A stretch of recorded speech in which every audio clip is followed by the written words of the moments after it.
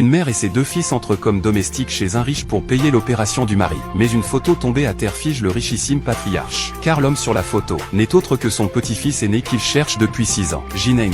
Alors qu'il se lève pour demander des explications à la femme, le garçon voit la photo de son père par terre et la ramasse. Le patriarche fait alors une rechute et se rappelle aussitôt son petit-fils enfant, qui ressemble trait pour trait au jumeau qu'a amené la femme. Il prend un instant le garçon pour son petit-fils. Grand-père, je m'appelle Liu Shensheng, pas Jineng.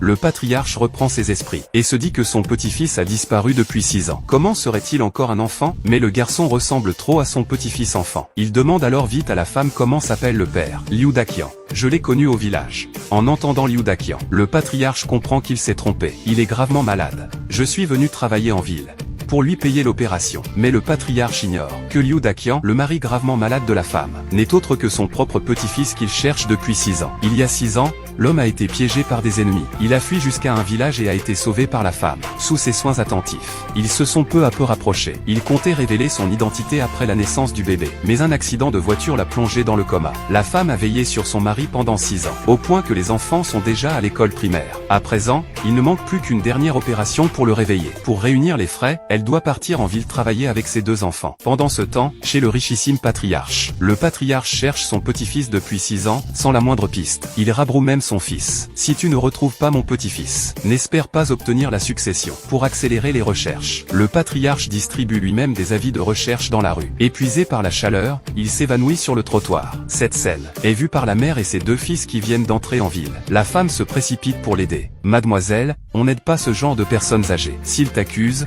tu y perdras tout. Madame, j'ai beau être pauvre, si je le laisse mourir sans aider, je m'en voudrais toute ma vie. Grâce aux soins de la femme, le patriarche reprend connaissance. Il apprend ensuite qu'elle est venue en ville chercher du travail. Pour la remercier de lui avoir sauvé la vie, il l'emmène chez lui comme domestique.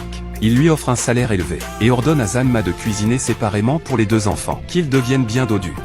Oui, sans savoir que ces faveurs suscitent la jalousie de Zanma. Mais au moment où il s'apprête à partir, un domestique accourt pour prévenir qu'on a retrouvé la trace du jeune maître. Le maître a dit qu'on a retrouvé le jeune maître à l'hôpital du bourg, hors de la ville. Ils s'y sont déjà précipités. Vite, vite, vite, préparez la voiture, vite. Bientôt, le patriarche fit ramener son petit-fils de l'hôpital du bourg. Comme tout s'était fait trop vite, la femme n'avait pas vu que cet homme était son mari. Après examen, une seule opération suffirait pour réveiller le jeune maître. Le patriarche en fut bouleversé de joie. Il ordonna aussitôt l'opération. Après 3 longues heures d'attente, l'opération se termina sans encombre. Dans 10 minutes, le jeune maître se réveillera. Ému, le patriarche ordonna au domestique de préparer de l'eau claire et des vêtements propres pour son petit-fils. La servante, elle aussi fut réquisitionnée. Mais Zanma, pour la chasser, lui tendit exprès le pied.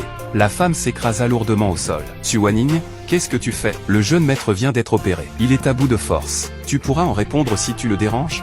Je n'ai pas fait exprès. Pas fait exprès? Tu crois que j'ignore ce que tu manigances? Patriarche, je l'ai entendu se plaindre tout à l'heure. Si le jeune maître se réveille, elle aura plus de travail. Tu ne peux pas, par paresse, te moquer de la santé du jeune maître. Le patriarche, fou d'inquiétude pour son petit-fils, vit rouge. Il ordonna qu'on la traîne dehors, 20 coups de fouet. Oui. Il s'est réveillé. Le jeune maître s'est réveillé. Mon cher petit-fils, tu t'es enfin réveillé.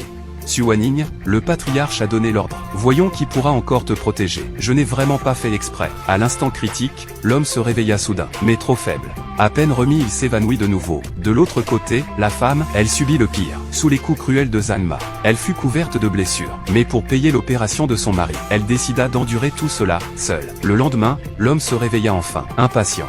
Il voulut retourner au village chercher sa femme. En ouvrant la porte, il découvrit une pièce vide. Il comprit alors que, depuis 6 ans, pour le soigner, sa femme avait vendu tout ce qui avait de la valeur chez eux. À ce moment, le patriarche arriva lui aussi. En apprenant que son petit-fils était marié et père de 2 garçons, le patriarche exulta pour remercier sa belle petite-fille d'avoir veillé sur son petit-fils et d'avoir donné des héritiers à la famille Fan. Le patriarche déclara: aujourd'hui, j'organise un banquet pour retrouver ma belle petite-fille. Je vais prévenir tout Jiangsu, que tous les notables viennent m'aider à retrouver ma belle petite fille. Quand le patriarche rentre chez lui, il voit 2 garçons ramasser des bouteilles pour payer l'opération de leur père. Il se souvient soudain que son petit-fils disait avoir 2 fils, et ses enfants sont le portrait de son petit-fils enfant. Il prend des cheveux des 2 garçons, et dit: venez, faisons un test ADN. À ce moment-là, l'homme rentre aussi à la maison. Mais la femme, simple servante, n'ose pas le regarder en face. Elle a juste l'impression que cette silhouette est celle de son mari. Il ne reste plus que quelques heures avant la réunion de retrouvailles, et Zanna ne cesse de lui refiler les tâches les plus sales et les plus pénibles. Pour l'opération de son mari, elle encaisse à chaque fois, ignorant que son mari est tout prêt, pensant à elle à chaque instant. La réunion de retrouvailles du soir arrive enfin. Cette fois, le patriarche l'a organisée pour retrouver la femme de l'aîné,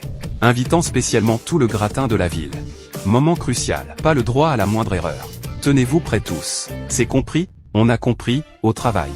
Alors que tous s'apprêtent à installer et nettoyer le lieu, Zanma voit le chef de famille arriver avec ses invités. Elle a soudain une idée pour chasser la femme. Profitant d'un instant d'inattention, elle lui fait un croche-pied. La femme déséquilibrée renverse la pyramide de champagne valant des dizaines de milliers, préparée pour les invités. Elle sait qu'elle est fichue. Voyant cela, Zanma sourit triomphante, puis l'accuse sciemment.